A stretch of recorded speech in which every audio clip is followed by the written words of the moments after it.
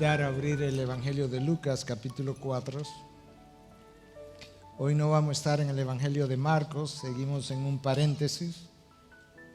Algunos dirán, qué pena, y otros dirán, qué bueno. Lucas, capítulo 4.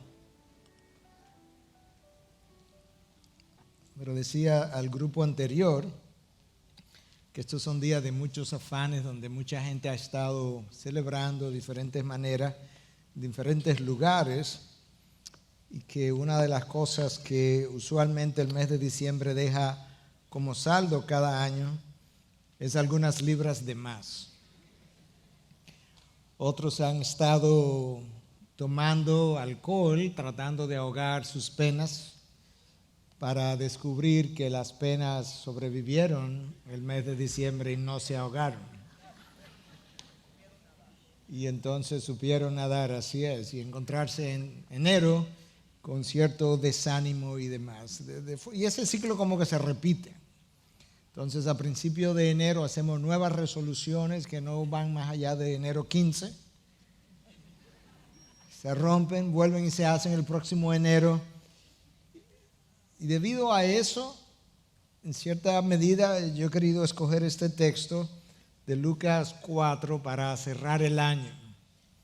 Yo creo que es un buen texto para recordarnos algunas cosas, tanto aquellos que ya hemos creído como a cualquier otro que pudiera estar aquí en esta mañana y que aún no ha creído. Es un buen texto para recordar a qué vino Cristo. Y con eso yo quiero invitarlo que comenzando en el versículo 14, capítulo 4 de Lucas, podamos leer hasta el 22.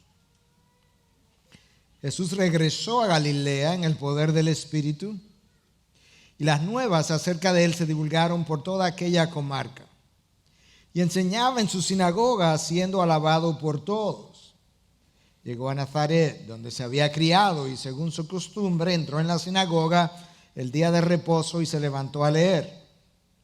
Le dieron el libro del profeta Isaías, y abriendo el libro halló el lugar donde estaba escrito: el Espíritu del Señor está sobre mí, porque me ha ungido para anunciar el evangelio a los pobres.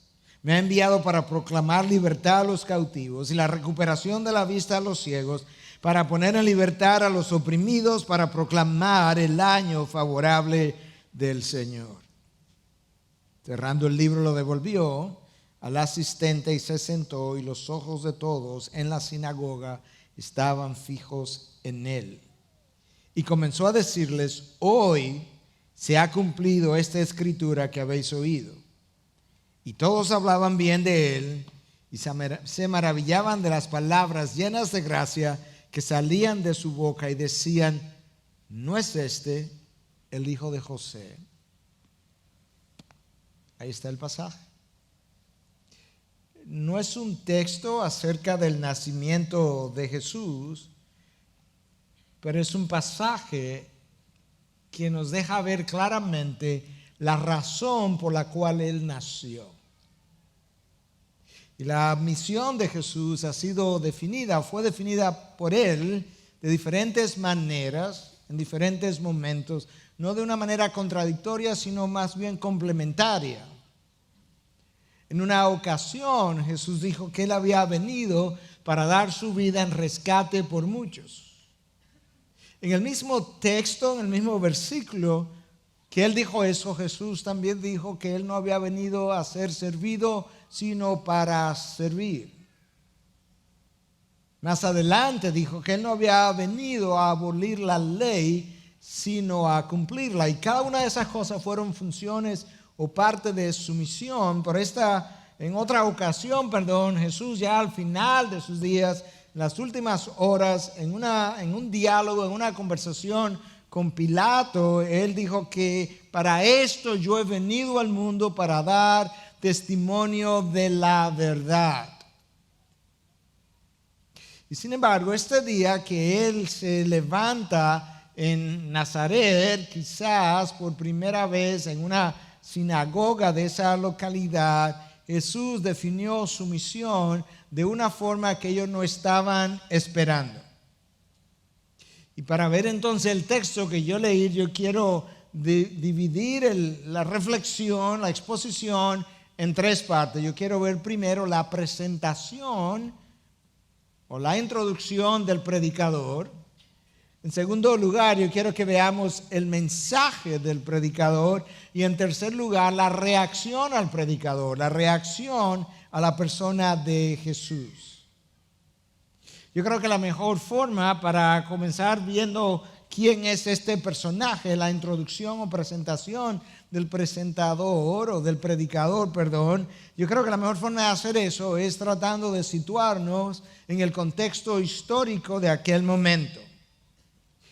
Y la manera de hacer eso es teniendo una idea del flujo cronológico de los 4 evangelios y no simplemente viendo el evangelio de Lucas en este caso.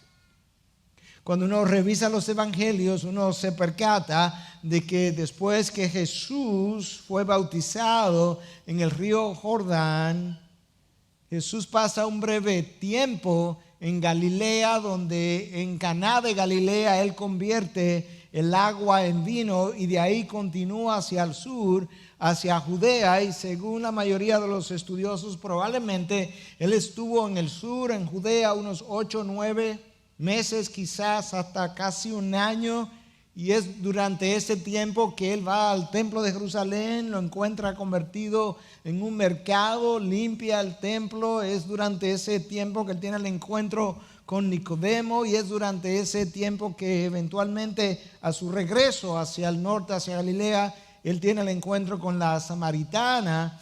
Y todo eso para ayudarnos a entender por qué Lucas aquí nos dice que Jesús regresó a Galilea. ¿De dónde venía? ¿De dónde regresó? Venía del sur, venía de Judea, de haber pasado meses allí, de lo cual solamente Juan nos habla. Entre el versículo 13 de Lucas 4 y el 14, de un versículo a otro, hay un espacio de 8, 9, 10 meses quizás, de lo cual los sinópticos no nos dicen nada, pero de ese tiempo nos habla Juan, y cuando él regresa ahora al área de Galilea. Recuerden que Jesús fue llamado Jesús de Galilea, y lo primero que hace es ir a Nazaret, donde él se crió. El texto de Lucas nos dice que él regresó en el poder del Espíritu, de manera que Jesús no regresa de Jerusalén por la frialdad de los israelitas en la ciudad capital de entonces, en Jerusalén, o por el pecado que encontró allí, o porque se cansó de ministrar a una gente que no respondía a su ministerio, sino que él regresa una vez más guiado por el Espíritu de Dios. De ahí que nosotros leemos que él regresó en el poder del Espíritu. Él fue la persona que fue concebido por el Espíritu Santo.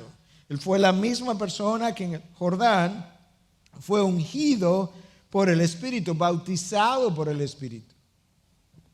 La misma persona que es llevado al desierto por el mismo Espíritu, y ahora regresa a Galilea en el poder del Espíritu.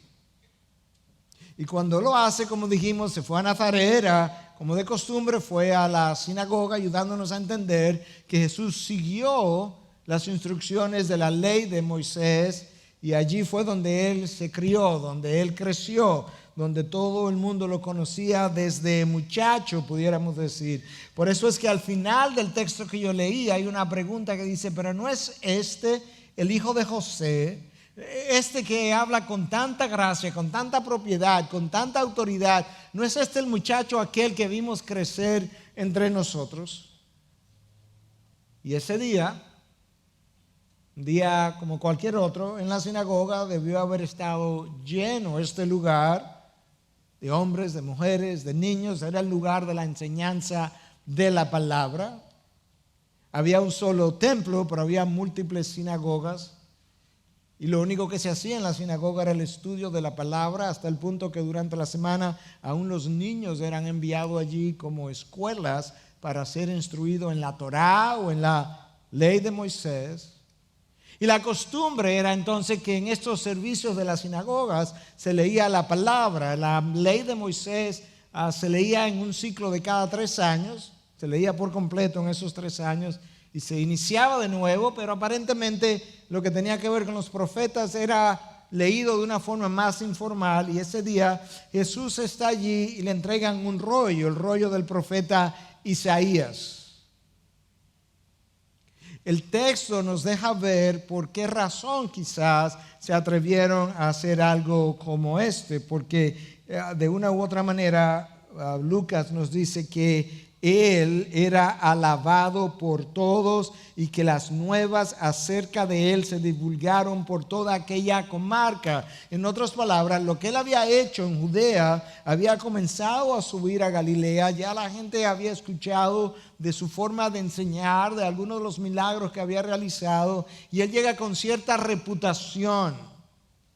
Porque para predicar en la sinagoga tú tenías que ser un rabino entrenado, versado en las escrituras, o tenía que ser quizás un visitante reconocido con reputación de maestro, y ese día a él le entregan el rollo del profeta Isaías. Nosotros sabemos que el libro de Isaías por completo puede caber en un solo rollo, porque cuando se descubre en las cuevas del Mar Muerto, se descubre una copia completa del libro de Isaías que data de unos 100 o 200 años antes de Cristo, y esa copia contiene el libro entero en un solo rollo. Le entregan un rollo. El rollo no tiene división de capítulos y versículos como nosotros tenemos la Biblia hoy, de manera que encontrar un texto que hoy está en el capítulo 61 de Isaías, tú tenías que conocer muy bien el texto bíblico, y Jesús abre el rollo, encuentra el texto que él quiere y él comienza a predicar. De manera que ahora tenemos la introducción o la presentación del predicador. Tenemos una idea de quién es el hijo de José, es aquel que ha estado ya en el sur, que fue pronunciado el Hijo de Dios en el Jordán, es aquel que viene en el poder del Espíritu, y es alguien que aparentemente está versado en las Escrituras. Y ahora el mensaje como segundo punto del predicador, esto es lo que Cristo lee: el Espíritu del Señor está sobre mí, porque me ha ungido para anunciar el evangelio a los pobres. Me ha enviado para proclamar la libertad a los cautivos y la recuperación de la vista a los ciegos, para poner en libertad a los oprimidos, para proclamar el año favorable del Señor. El texto comienza, o Jesús comienza en una parte del texto que enfatiza la acción del Espíritu Santo sobre él. El Espíritu del Señor está sobre mí. En el original, la preposición sobre aparentemente tiene otra fuerza aún mayor, que implica no simplemente que el Espíritu estaba con él o dentro de él, sino que el Espíritu era la fuerza que lo movía, lo impulsaba, que lo motivaba, que lo dirigía. Y de esa forma entonces Jesús está diciendo: el Espíritu de Dios que me dirige está conmigo. En su poder yo he venido, y me ha traído aquí para una función en particular, no para una misión en general, sino para una función en particular. La palabra Cristo es una traducción al griego de la palabra Mesías en hebreo, y la palabra Mesías a su vez es una traducción de la palabra ungido, de manera que cuando hablamos de Cristo o de Jesucristo, estamos hablando de Jesús el Mesías o Jesús el ungido, y eso es exactamente como el texto comienza: el Espíritu de Dios está sobre mí y me ha ungido para esta función. Y lo primero que él dice es para anunciar el evangelio a los pobres. Esa es la frase principal de todo lo demás. Es la sombrilla debajo de la cual las otras frases continúan. Las próximas frases están subordinadas a esta primera. Esta es la clave. Yo necesito entender esta frase para entender todas las demás, pero esa es su función. Y luego entonces él dice: para proclamar libertad a los cautivos y recuperación de la vista a los ciegos.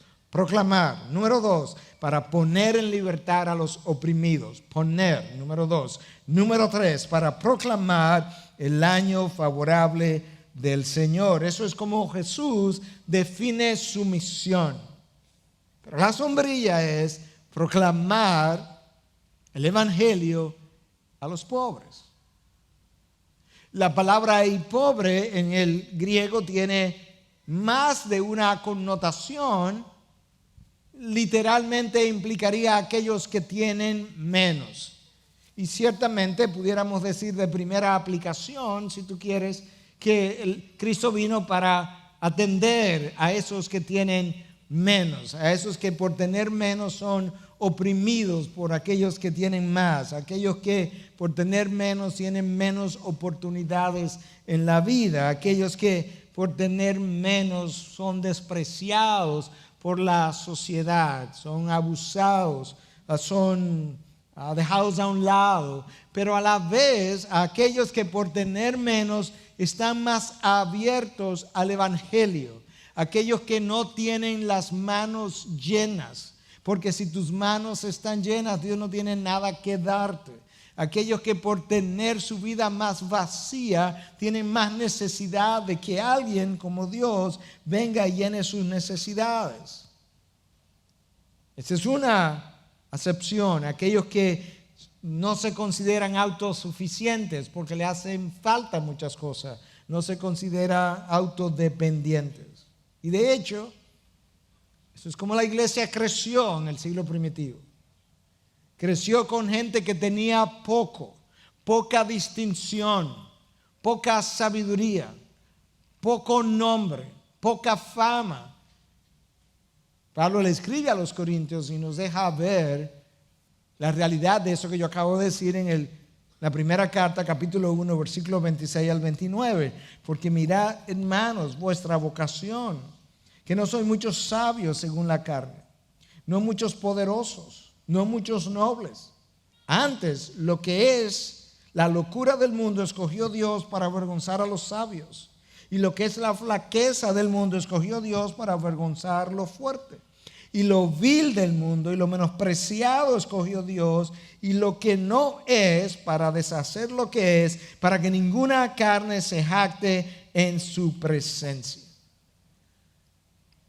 Ahora, obviamente, la palabra pobre tiene que tener otra connotación, porque de lo contrario la misión de Jesús hubiese sido para un grupo social solamente, y a la luz de la palabra de Dios sabemos que no, que el Mesías es para todos. La pregunta entonces es, ¿a qué clase de pobreza nos estamos refiriendo? La peor pobreza no es la material, aunque así no parezca por un tiempo. Si tú tienes tus cuentas de banco llenas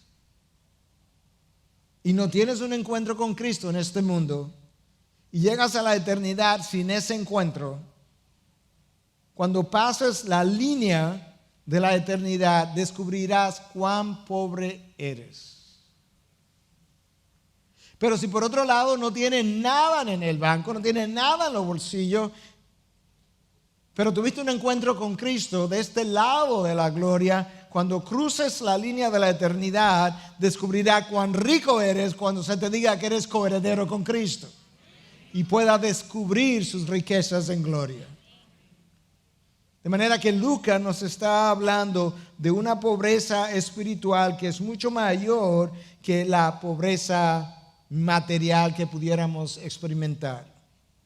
De tal forma que cuando Cristo vino a proclamar el evangelio a los pobres, se está refiriendo a aquellos que pueden reconocer su pobreza espiritual, su ausencia de méritos, aquellos que pueden reconocer que en cuanto a la moralidad se refiere, ellos están en bancarrota espiritual, que no pudieran pasar la examinación de Dios, que tienen una deuda tan grande, tan enorme, que aún pasaran la eternidad trabajando para Dios y tratando de hacer buenas obras, quedarían endeudados. Yo decía esta mañana que si pudiéramos ilustrar eso y pudiéramos comparar nuestras obras con dinero, nuestras obras son como dinero falso. La papeleta falsa en la superficie luce como la original, pero carece de respaldo. Y de esa misma manera, nuestras buenas obras pudieran parecerse a las originales en la superficie, pero no tienen nuestro respaldo, no tienen fondo. Una papeleta falsa pudiera pasar mi escrutinio, pero no el escrutinio del experto. De esa misma manera, una obra buena pudiera pasar el escrutinio de los hombres, pero no pasa el escrutinio de nuestro Dios. La mala noticia es que mis mejores obras son insuficientes. La buena noticia es que si yo reconozco eso, entonces Cristo vino para proclamar el evangelio a mi persona, a aquellos que reconocemos nuestra pobreza espiritual. De manera que hay una mala noticia y una buena noticia. Cristo trató de comunicarlo de otra manera cuando dijo: yo no he venido para llamar a justos, sino a pecadores. No he llamado a justos porque no hay ninguno. Yo he venido para llamar a pecadores, a aquellos que lo entienden, que lo reconocen. Ahora, reflexionando con el grupo anterior, yo decía, nosotros somos tan capaces que en ocasiones, conociendo todo eso que yo acabo de decir, comenzamos a trillar un camino de espiritualidad por el camino correcto. Y comenzamos a contar ahora lo que parecen ser nuestras riquezas espirituales, como si ellas tuvieran el fondo necesario o el respaldo para respaldarnos a nosotros. Y el apóstol Pablo pasó por esa experiencia. Antes de conocer a Cristo, él estaba en el judaísmo, él estaba en la religión oficial que Dios mismo había establecido. Y estando en la religión oficial establecida por Dios, él se consideraba muy rico espiritualmente cuando pensó que él había sido circuncidado al 8º día, algo que la ley prescribía. Cuando pensó que él era del linaje de Israel, a quienes pertenecían los pactos y las promesas. Cuando pensó que era de la tribu de Benjamín, el último hijo de José. Hebreo de hebreos, en cuanto a la ley, fariseo. ¿Qué podía ser mejor que un fariseo fiel, celoso? En cuanto a celo, perseguidor de la iglesia. En cuanto a la justicia que es en la ley, irreprensible. Todas esas cosas para Pablo eran sus riquezas espirituales, pero cuando él se encuentra con Cristo, resulta que aún sus riquezas espirituales estaban en bancarrota. Porque no las había perseguido según la fe, sino según la ley. Mientras Pablo pensó de esa manera, el evangelio no era para él. Finalmente, cuando Pablo cambió su forma de pensar, entonces él descubrió el valor del evangelio. Y ese día entonces Jesús comienza diciendo que él fue ungido para una misión especial que era el anunciar el evangelio a los pobres. Y debajo entonces de esa gran sombrilla, él sigue diciendo, y en segundo lugar, el Espíritu de Dios está sobre mí para proclamar libertad a los cautivos y la recuperación de la vista a los ciegos.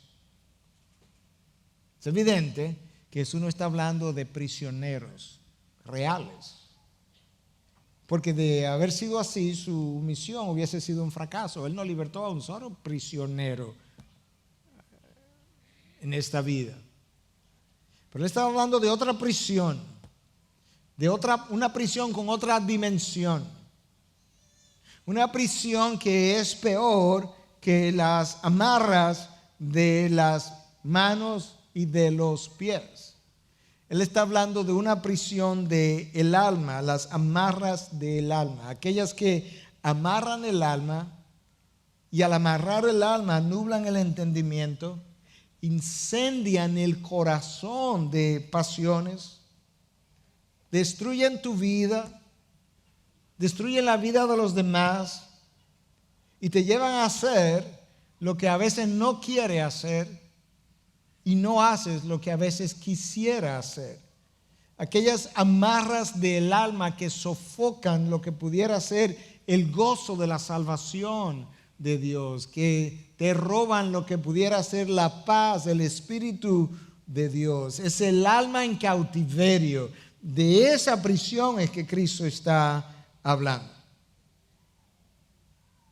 La mala noticia es que cada uno de los descendientes de Adán nació prisionero en su alma. La buena noticia es que Cristo vino para ellos, para proclamar la libertad a los cautivos y devolverle la vista y la recuperación de la vista a los ciegos. Una vez más, Él sanó a algunos ciegos, pero obviamente Él tenía que estar hablando de otra ceguera, porque si tú comparas el número de ciegos que recibieron la vista, aún a lo largo de los 2000 años restantes, comparado con el resto de la humanidad, es un % muy mínimo, y Jesús no estaba limitando su misión a aquellos que recibieron la vista orgánica, por así decirlo, sino que le estaba hablando de una ceguera que va mucho más allá. Es una ceguera que es producida por el pecado.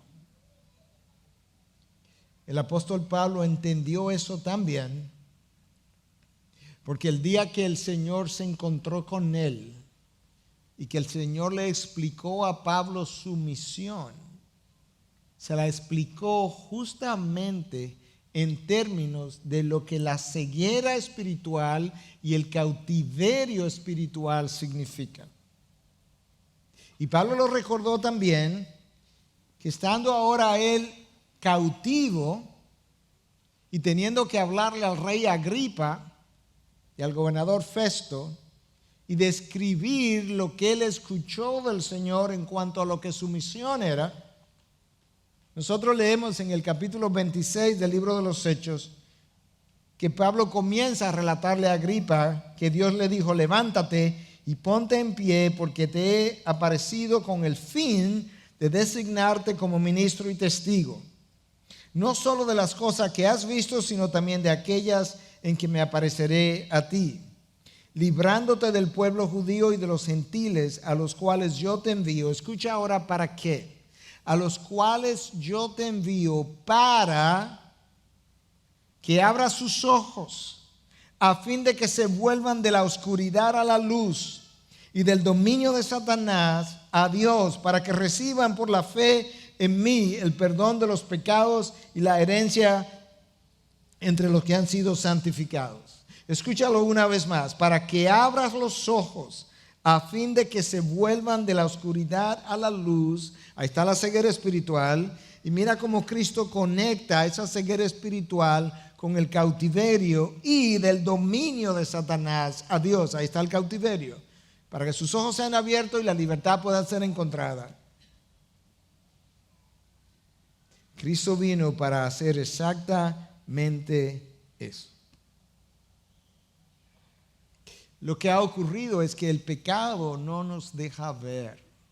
Y el pecado no nos deja ver lo que eventualmente, una vez Cristo cura mi ceguera, sana mi ceguera espiritual, lo que en su momento llegará a ser evidente y obvio para mí. El problema es que en el camino o en el interín, el pecado en nosotros oculta, minimiza, distorsiona, cambia, niega la realidad de mis acciones. Y la manera como lo hace es haciéndonos sentir bien. Imagínate a Eva en el jardín del Edén por un momento. Ella tiene algunos días quizás contemplando este árbol y esta fruta, que me imagino que como el pecado no había entrado al mundo, debió haber sido una fruta extremadamente hermosa y llamativa. ¿Ustedes han visto alguna de esas frutas cómo la ponen en los supermercados, sobre todo en Navidad? Las manzanas son más rojas que nunca, más grandes que nunca, más brillosas que nunca, las uvas por igual. Imagínate en el jardín del Edén, cultivada por Dios. Imagínate a Eva contemplando esta fruta y a alguien diciéndole: si te la comes, serás como Dios. ¿Tú crees que Eva simplemente escuchó eso y dijo, yo me pregunto si es verdad? Con toda probabilidad, Eva reaccionó en su interior fisiológicamente, por así decirlo, de la misma manera que cuando nosotros tenemos mucha hambre y hay un plato suculento, que es mi plato favorito, y huele muy bien, y yo comienzo a salivar lo que me voy a comer, y comienzo a soñar y a tener alucinaciones de lo que me voy a comer. ¿Tú has visto si tienes perro, tú has visto los perros cuando tú le pones la carne delante como comienzan a salivar? Hay una reacción de nuestro cuerpo que nos hace sentir bien. Hay hormonas que se están liberando. De esa misma manera, cuando Satanás nos sirve el pecado, nosotros nos sentimos bien y esa sensación de bienestar nos oculta todo lo demás. Hasta que finalmente yo muerdo la fruta y descubro que detrás de la apariencia había un amargo que me fue oculto.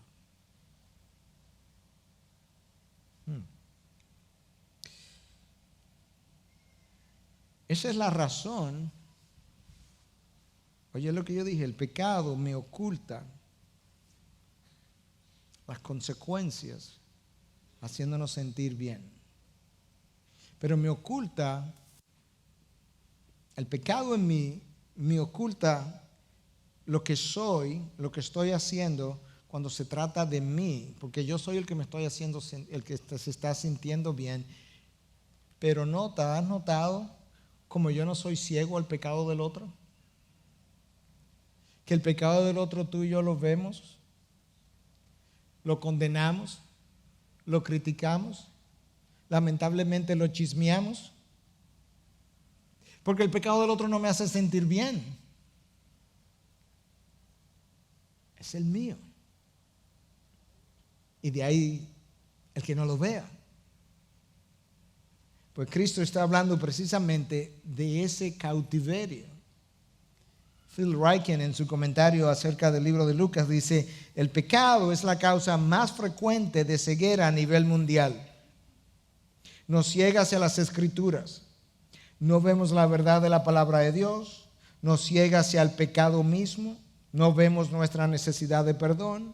Nos ciega hacia nuestro Salvador. No vemos la salvación que Cristo tiene que ofrecer. No vemos nada de eso hasta que Cristo viene y cura nuestra ceguera. La mala noticia es que todos nacimos ciegos. La buena noticia es que Cristo vino para restaurar y devolver la vista a los ciegos. Aquellos que estaban en bancarrota moral, aquellos que eran o que son culpables e impotentes. Eso es un dúo fatal. Culpable e impotente de resolver mi culpabilidad. Él vino para ellos, Él vino para nosotros. Y ahora entonces el texto que el Señor leyó dice que vino para poner en libertad a los oprimidos.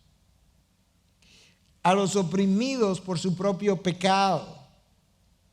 Para ellos Cristo es su redentor, su perdonador. A los oprimidos por el pecado del otro, y para ello Cristo es su fortaleza en medio de la debilidad. A los oprimidos por las enfermedades que hemos heredado como consecuencia del pecado del planeta, y para ellos Cristo es su sanador, ya sea en esta vida o en la venidera. A aquellos que están siendo oprimidos por los poderosos, y para ellos Cristo es su vengador en su tiempo. Para aquellos que están siendo oprimidos por la religiosidad de la religión, valga la redundancia.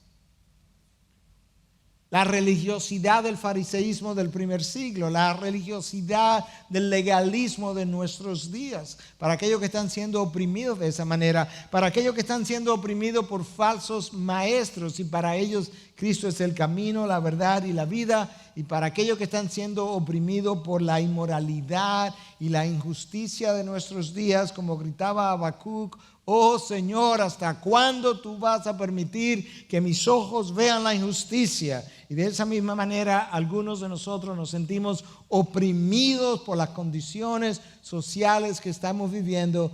Cristo vino a libertar a esos oprimidos. Para ellos, Él viene pronto. Maranata, ven Señor Jesús. Y luego, Él termina con una frase extraordinaria para proclamar el año favorable del Señor. ¿Cuál es ese año? ¿Qué implica ese año? No olvides que este texto que Jesús leyó ese día es un texto del Antiguo Testamento. De manera que la audiencia que lo escuchó tenía que guardar alguna relación con esta frase, el año favorable del Señor. Y esa es la razón por la que algunos ven no solamente el año de la salvación que está siendo proclamado aquí, sino una relación con lo que en el Antiguo Testamento era el año del jubileo. El libro de Levíticos capítulo 25 describe cómo la tierra de Israel debía ser cultivada por 6 años y en el 7º año dejar que la tierra no fuera cultivada y darle descanso.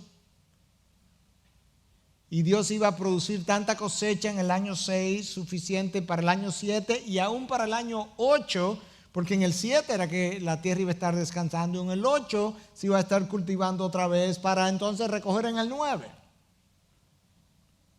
Y tanto insistió Dios y tanto contenido teológico tenía esto, que cuando Dios envía al pueblo al exilio, le dice que estarían fuera el mismo número de años por cada año de descanso que ellos cultivaron la tierra en violación de la ley.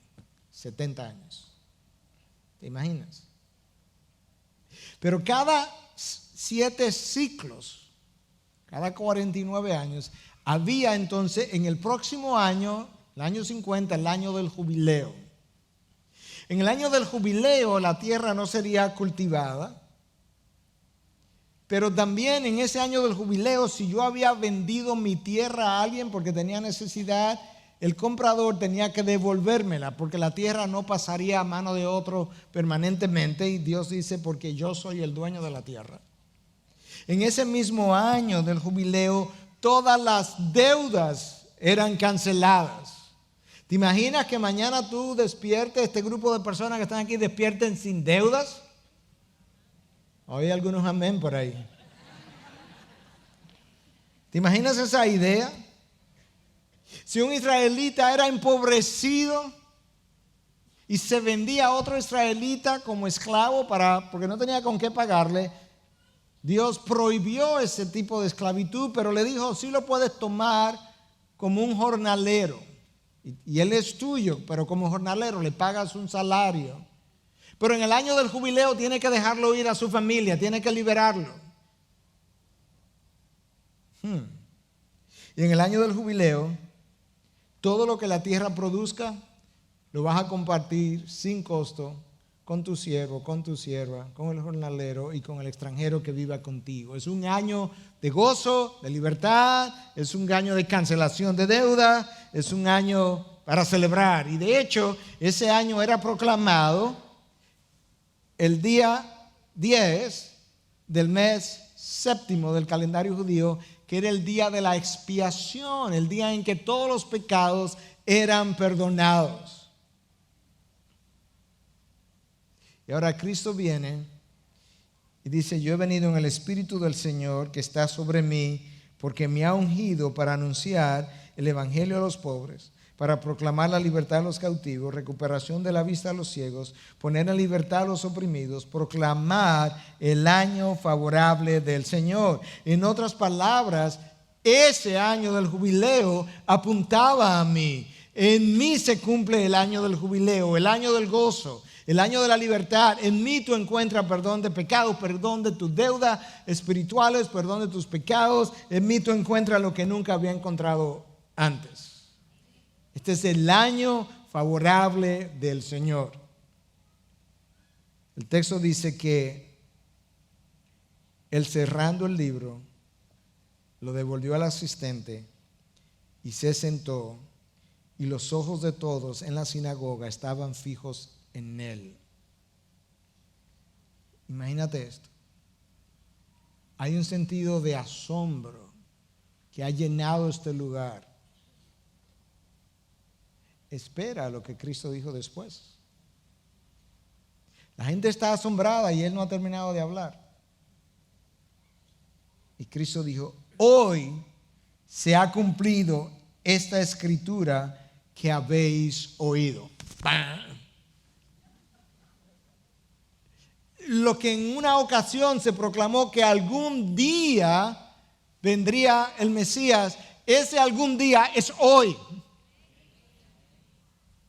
Ante los ojos de vosotros asombrados está el ungido de Jehová, proclamando el año favorable del Señor, proclamando la mayor emancipación que jamás se haya oído, la emancipación del alma humana por medio de mi persona. Y de la misma forma que el jornalero, el esclavo vendido recobraría su libertad, de esa misma manera en mí tú recobras tu libertad. Al que el Hijo del Hombre hace libre es verdaderamente libre. De la misma manera que la tierra era devuelta a su dueño, de esa misma manera cuando vienes a mí tú eres devuelto a yo que soy el dueño, a mi persona. Y todo lo que se había perdido era recobrado en el año del jubileo.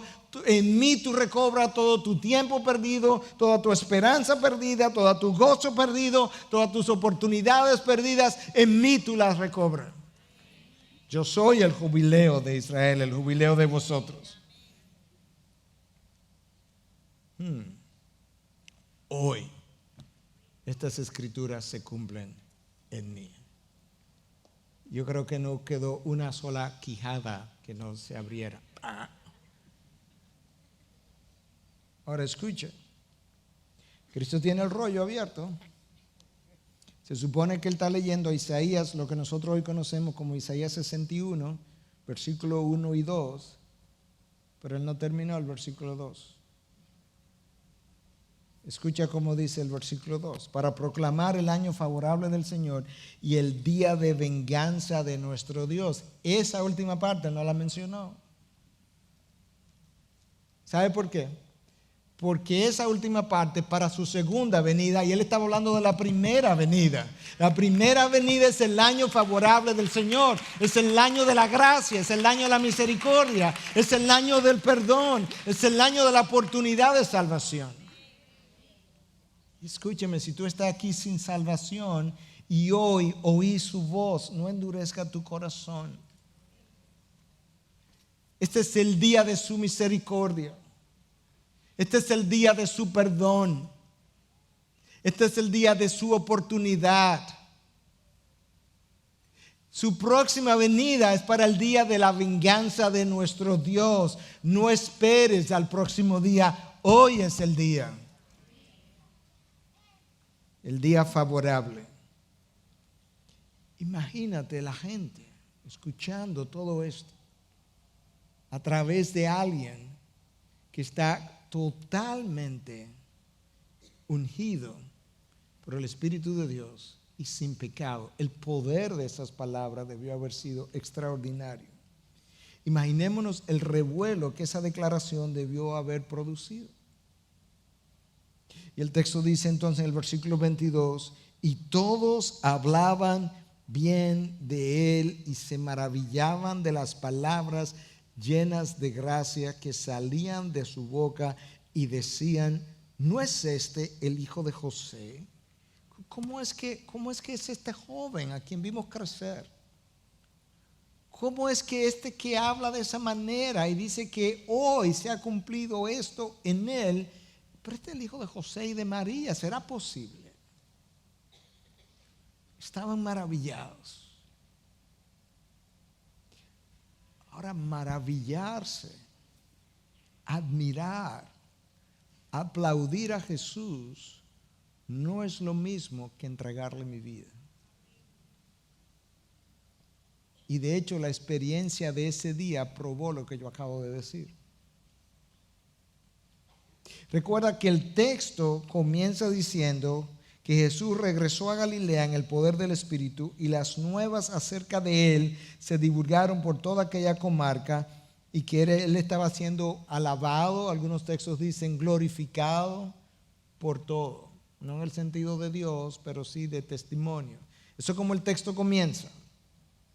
Luego, ahora yo acabo de leerte a mitad de la experiencia, porque yo simplemente me detuve a mitad, no tengo el tiempo. Yo te leí que todos hablaban bien de él y se maravillaban de las palabras llenas de gracia que salían de su boca. ¡Wow! ¿Y quién es este que habla como uno que tiene autoridad? Pero Jesús conocía perfectamente bien los corazones de los hombres y sabía que es perfectamente posible maravillarse del sermón, en este caso predicado por él, y no entregar la vida.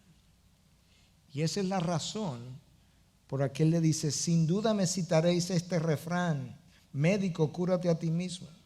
Esto es, todo lo que oímos que se ha hecho en Capernaum, hazlo también aquí en la tierra. En otras palabras, seguro que me pedirán que le haga una señal. Y Jesús comienza a confrontar el corazón de esta gente. Y comienza a hablarle entonces de que en Israel, en los tiempos de Elías, había muchas viudas. Pero que Dios envió al profeta Elías, no a una de las viudas de Israel, sino a la viuda de Sarepta, fuera de Israel. Y que en los tiempos de Eliseo había muchos leprosos en Israel, pero que Dios no envió a su profeta Eliseo a ninguno de los leprosos de Israel, sino a Naamán el sirio, fuera de las promesas de Israel. Todavía están en la sinagoga el mismo día, después del mismo sermón. Cristo está ahora en la aplicación del sermón. Él leyó, él expuso, él está aplicando ahora.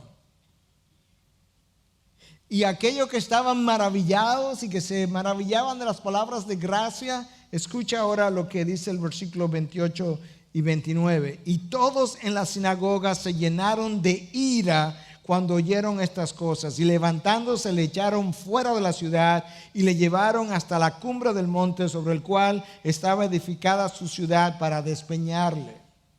De la admiración a la expulsión.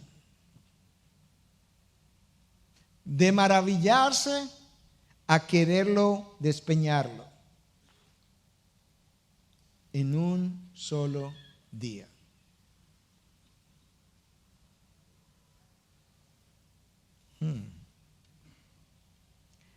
¿Te das cuenta por qué Jesús hace las demandas que hace?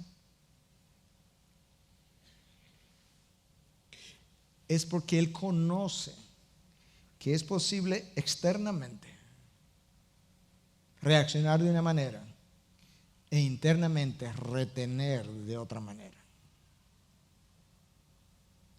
Y es por eso que Jesús requiere la rendición completa de mi vida.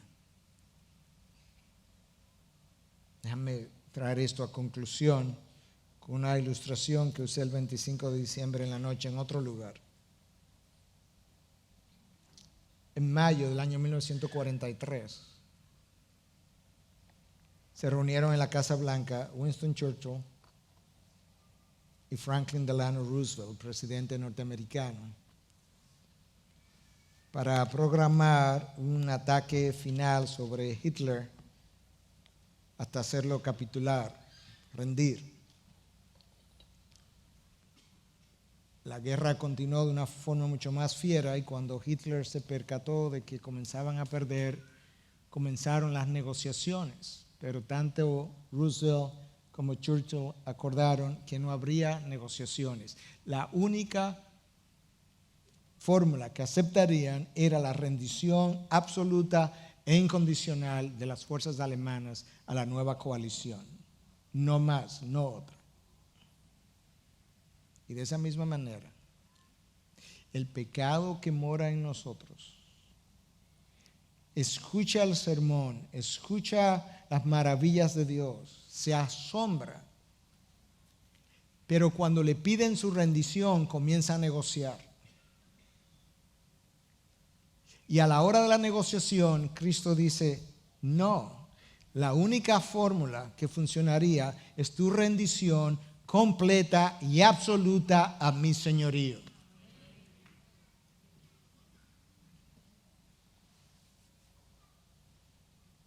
Si hoy oíste la voz del Espíritu, no resista, no endurezca el corazón. Una razón, este es el día favorable del Señor. Este es el día de su misericordia. Este es el día de su gracia. Este es el día del perdón. El próximo puede ser tarde. Y si tú estás aquí esta mañana y a través de la predicación, exposición del Evangelio, tú has podido entender mejor la misión de Cristo, lo que su año favorable, el privilegio que implica estar vivo todavía en el año favorable del Señor, habiéndolo Él pagado todo, que antes de que este año termine, quizás hoy tú puedas rendirlo todo a sus pies. Entendiendo lo que hemos venido hablando, lo que hemos venido cantando, Cristo fue a la cruz a pagar por mis pecados, derramó su sangre, dio su vida, se encarnó para librarte del cautiverio del pecado, abrirte los ojos, sacarte de la opresión, romper las amarras del alma, emancipar tu alma. Y que tú puedas entonces reconocer, pedir perdón por tus pecados en base a lo que Él hizo, entregar tu vida a proclamarle Señor y Salvador.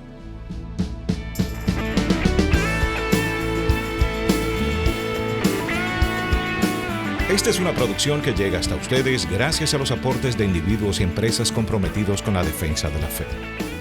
Para más información, preguntas y comentarios, visite nuestra página de internet www.integridadysabiduría.org. En esta página encontrará información sobre la producción de este y otros recursos que ponemos a su disposición, como también las formas en las que usted puede contribuir con la producción de programas como estos. Les invitamos nuevamente a visitar nuestra página de internet www.integridadysabiduría.org. Será hasta la próxima, cuando nos reencontremos en su palabra.